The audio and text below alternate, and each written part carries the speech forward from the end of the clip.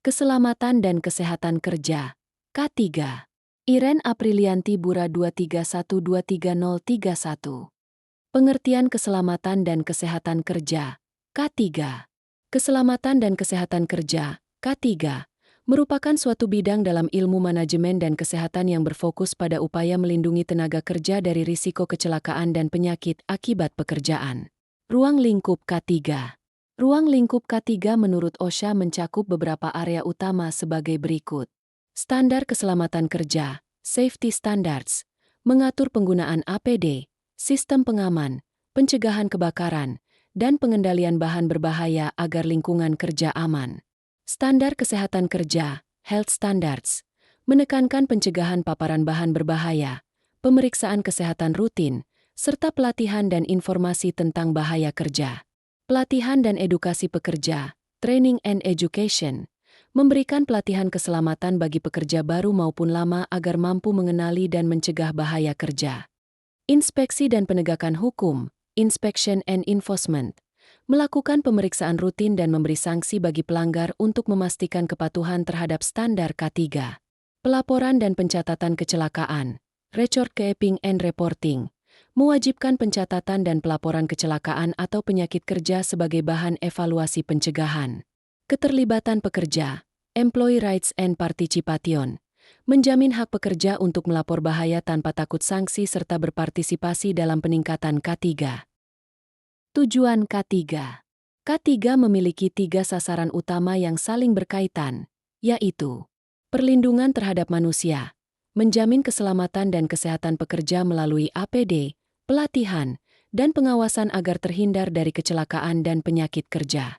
Perlindungan terhadap aset perusahaan, menjaga alat, mesin, dan fasilitas agar tetap berfungsi baik melalui perawatan rutin dan prosedur kerja aman. Perlindungan terhadap proses kerja, menjamin kelancaran dan keamanan proses kerja dengan prosedur darurat, pengawasan, dan pengelolaan risiko. Faktor penyebab kecelakaan kerja. Perilaku manusia. Tidak pakai APD, abaikan SOP, shortcut, lelah, kurang konsentrasi, alkohol, narkotika. Kondisi lingkungan. Alat rusak, lantai licin, cahaya buruk, kabel terbuka, bahan mudah terbakar, ventilasi kurang. Organisasi manajerial. Kebijakan lemah, pengawasan kurang, tanpa prosedur, sumber daya minim, kerja berlebih, tanpa laporan. Eksternal teknis, cuaca, listrik, desain mesin, perubahan proses tanpa kajian. Pencegahan, perilaku manusia, pelatihan rutin K3, disiplin APD, pengawasan dan evaluasi, budaya keselamatan, atur jam kerja.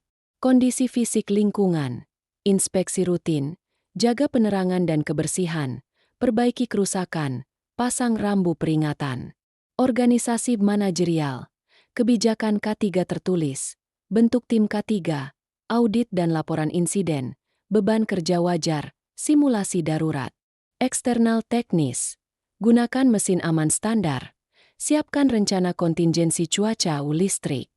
Bahaya kesehatan kerja, bahaya fisik, energi fisik berlebih tidak terkendali, kebisingan, suhu ekstrim, radiasi. Dampak, gangguan pendengaran, penglihatan, kelelahan, heat stres. Pencegahan, peredam suara, ventilasi, APD, dan pemeriksaan kesehatan. Bahaya kimia, paparan zat berbahaya, gas, debu, cairan. Dampak, iritasi, keracunan, kanker, gangguan organ. Pencegahan, identifikasi risiko, ventilasi, substitusi bahan, APD, dan pelatihan keselamatan. Bahaya biologis, paparan mikroorganisme penyebab penyakit. Dampak, infeksi hepatitis, TBC, zoonosis. Pencegahan, vaksinasi, higienitas, pengelolaan limbah, ventilasi, dan APD. Bahaya ergonomis, pekerjaan tidak sesuai kemampuan tubuh. Dampak, nyeri otot, gangguan sendi, kelelahan. Pencegahan, desain kerja ergonomis, variasi tugas, pelatihan, dan istirahat mikro. Bahaya psikososial. Faktor sosial psikologis di tempat kerja. Dampak, stres, burnout, depresi, penurunan motivasi. Pencegahan, keseimbangan kerja hidup, komunikasi terbuka, konseling, dan pelatihan stres. Peran penting MSDM dalam penerapan K3. Perencanaan kebijakan K3. MSDM menyusun kebijakan dan rencana K3 agar keselamatan terintegrasi dalam sistem kerja. Rekrutmen penempatan. Seleksi sesuai kemampuan dan kesehatan untuk mencegah kecelakaan. Pelatihan K3. Memberi pelatihan APD, prosedur darurat, dan pencegahan risiko. Pengawasan disiplin. Memastikan kepatuhan dan memberi sanksi bila melanggar. Kesehatan kesejahteraan. Pemeriksaan rutin, konseling, dan program kesejahteraan. Pencatatan evaluasi. Mencatat, melapor, dan menganalisis insiden kerja. Kepatuhan audit. Menjamin kegiatan sesuai regulasi K3. Budaya keselamatan. Menumbuhkan nilai keselamatan melalui komunikasi dan penghargaan. Pemulihan perbaikan. Menangani pasca insiden dan memperbarui sistem K3. Keselamatan dan kesehatan kerja, K3, bertujuan melindungi tenaga kerja dari kecelakaan dan penyakit akibat kerja melalui penerapan standar keselamatan, kesehatan, dan pelatihan yang terarah.